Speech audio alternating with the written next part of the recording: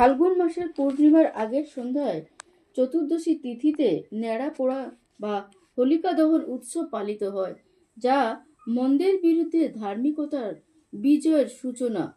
হোলিকা দহন বা ন্যাড়া পোড়া হল অশুভ শক্তির ওপর শুভ শক্তি বিজয়ের প্রতীক, যা দোল উৎসবের আগের রাতে পালিত হয়।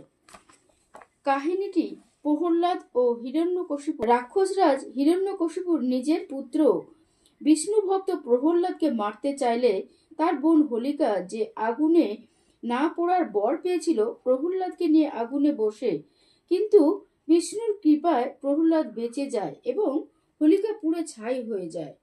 রাজা হিরণ্যকশিপু কঠোর তপস্যা করে ব্রহ্মার থেকে বর পেয়েছিলেন যে তাকে কোনো মানুষ বা পশু দিনের আলোয় বা রাতে ঘরে বা বাইরে কোনো অস্ত্র দিয়ে হত্যা করা যাবে না। হিরণ্যকশিপু পুত্র প্রহ্লাদ ছিলেন পরম বিষ্ণু ভক্ত, কিন্তু হিরণ্যকশিপু নিজেকেই ভগবান মনে করতেন, তাই ছেলে বিষ্ণু ভক্তি তার পছন্দ ছিল না। প্রহ্লাদকে বহুবার হত্যার চেষ্টা করে ব্যর্থ হওয়ার পর রাজা তার বোন হোলিকাকে ডাকেন। হোলিকার গায়ে একটি বিশেষ চাদর ছিল, যা তাকে আগুনে পোড়া থেকে রক্ষা করত।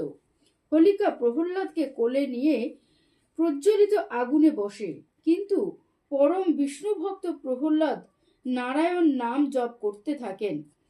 ঈশ্বরের কৃপায় সেই অলৌকিক চাদর উড়ে প্রহ্লাদকে ঢেকে দেয় আর আগুনে পুড়ে হোলিকা মারা যায়।